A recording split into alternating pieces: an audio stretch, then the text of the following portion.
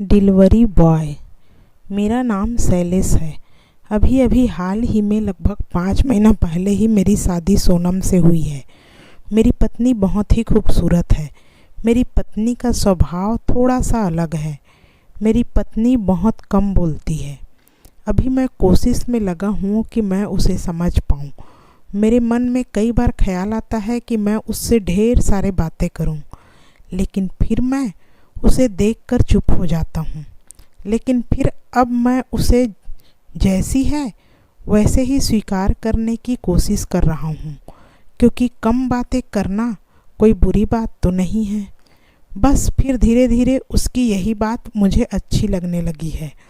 Office कभी कभी ही phone करती है, वो भी तब जब मैं समय पर घर नहीं पहुँच पाता हूँ। तब भी बस वो सिर्फ यही बात पूछती है कि आज लेट हो गए। मेरे ऑफिस के काम और बाकी बातों के बारे में तो वो कभी भी कोई सवाल जवाब करती ही नहीं है। कभी कभी मैं सोनम से पूछता हूँ कि जब मैं लेट हो जाता हूँ तो तुम्हें बुरा नहीं लगता?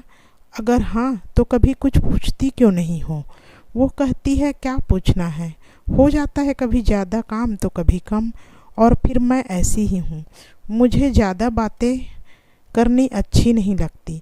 मेरी पत्नी के साथ मैं बहुत खुश हूँ। हमारी ज़िंदगी बहुत अच्छे से चल निकला था, लेकिन एक दिन कुछ ऐसा हुआ कि जिसने मेरी ज़िंदगी में हलचल मचा के रख दी।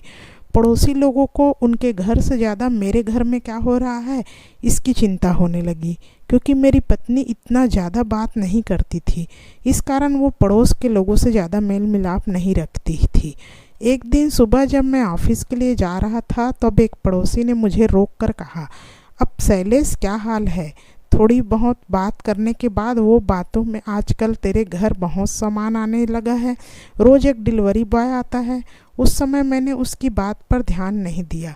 मैंने कहा कि मेरी पत्नी ने कुछ मंगाया होगा, बाहर जाना उसे पसंद नहीं था तो शायद वो घर पर ही चीज़ें मंगवाती होंगी। मैं ऑफिस चला गया और उस बात को जैसे भूल ही गया। घर वापस आया तो मैं सोनम से इसके बारे में बात करना भी भूल गया।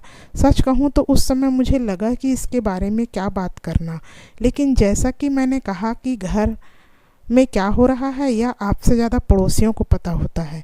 मेरे पड़ोसी ने बार बार मुझे रोककर यही बात करने लगे। इस बार उसने कुछ अलग तरीके से पूछा। उसने मुझसे कहा, शैलेश वो डिलीवरी बॉय कोई पहचान का है क्या? रोज़ तुम्हारे जाने के 1 घंटे बाद वो तुम्हारे घर पर आ जाता है। इस बार मुझे कुछ अलग सा एहसास हुआ कि आखिर वो कहना क्या चाह रहा है। अब ऑफिस के काम में मन नहीं लग रहा था। दिन भर मैं उसी के बारे में सोच रहा था। आमतौर पर मैं अपनी पत्नी को ऑफिस में तभी कॉल करता था जब मैं लेट होने वाला होता था, लेकिन उस दिन मैंने उसे दोपहर में ही फ़ोन किया, वो नहीं उठाई। मैंने कई बार फ़ोन करने के बाद भी मेरी पत्नी ने फ़ोन नहीं उठाया। मैं अपने काम में लग गया, लेकिन मेरे मन में अब कई तरह के बुरे विचारों की खलबली मची हुई थी। जैसे तैसे मैं अपना काम करने लगा। करीब 3 घंटे के बाद मेरी पत्नी ने फ़ोन किया। बोला कि फ़ोन कहीं और रखा हुआ था, पता ही नहीं चला कि आपका फ़ोन आया है। उसने पूछा कि क्यों फ़ोन किया था? मैंने कहा कुछ नहीं, आकर ही बात करता हूँ। शाम को जब मैं घर गया तो मन किया कि मेरी पत्नी से पूछूं, लेकिन मेरी हिम्मत मैं नहीं कर पाया। मैंने उससे पूछा कि कुछ शॉपिंग कर रही हो क्या ऑनलाइन? उसने कहा नहीं। मैं आगे कुछ और पूछता इससे पहले ही वो उठकर वहाँ से किचन में चली गई। मैं अभी अभी तो अपनी पत्नी को समझने की कोशिश कर रहा था, लेकिन एक अलग ही बात मेरे जहन में अपना घर बनाने लगा। अब मेरे पत्नी के आचरण पर भी मुझे शक होने लगा। मुझे लगने लगा कि कहीं उसका मेरे से कम बोलना इसलिए तो नहीं कि वो मुझे पसंद नहीं करती, किसी और को पसंद करती हो। हमारी शादी अरेंज मैरिज थी। कहीं ऐसा तो नहीं कि वो मुझसे शादी ही नहीं करना चाहती थी। जो खूबियाँ उसकी मुझे अच्छी लगने लगी थी, उन्हीं बातों के लिए अब मेरे मन में सवाल उठने लगे। यह सवाल मेरे ही नहीं बल्कि आस पड़ोस के लोगों के मन में भी उठते होंगे। मेरा अब ऑफिस में काम में मन नहीं लग रहा था। मैंने कभी नहीं सोचा कि एक दिन मुझे ऐसा भी कुछ देखना पड़ेगा। मैंने फैसला किया कि मैं ऑफिस से आज जल्दी घर आऊँगा और सारी बातें साफ हो जाएगा। उस दिन मैं अपनी पत्नी को बिना बताए ही ऑफिस से दोपहर को निकल गया और घर पहुंच गया। मैं सीढ़ियों से अपने फ्लैट की ओर जा रहा था कि तभी सोच रहा था कि मेरे मन में जो एक शक है वो सही मत हो जाए। मैं अपने फ्लैट के दरवाजे पर ही पहुंचने वाला था कि तभी मेरे घर से एक लड़का निकला जो कि डिलीवरी बॉय ही था। सीढ़ियों से नीचे जाने लगा। वो लड़का करीब 21 साल का रहा होगा। अब मैं सीढ़ियों पर ही सोच में पड़ गया। बाकी की थोड़ी सी सीढ़ियाँ मुझसे चढ़ी नहीं जा रही थी।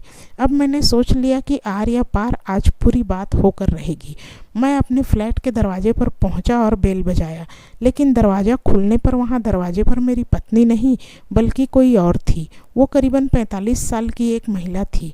अंदर से मेरी पत्नी ने मुझे देखा और कहा कि अरे आप आज इतनी जल्दी आ गए, आपकी तबीयत तो ठीक है ना? मैं अंदर आया और कहा कि हाँ ठीक है, बस ऐसे ही मन किया तो आ गया। मैंने मेरी पत्नी से पूछा कि यह कौन है? वो बोली कि यह रेखा दीदी है। इतना कहकर वो रुक गई, लेकिन फिर रेखा दीदी ने मुझे कुछ बताया। वो बोली कि सोनम के घर के पास में ही मैं रहती हूँ, हम पड़ोसी थे। सोनम मेरी शादी के समय बहुत छोटी सी थी, लेकिन इतने सालों के बाद भी इसने मुझे पहचान लिया और मेरी मदद की। मैंने कहा मदद की? कैसी मदद की? मेरी पत्नी ने उन्हें रोकना चाहा, लेकिन वो नहीं मानी। उन्होंने कहा कि सोनम मुझे एक दिन अचानक ही आपके घर के बाहर ही गुजरती हुई मिल गई थी।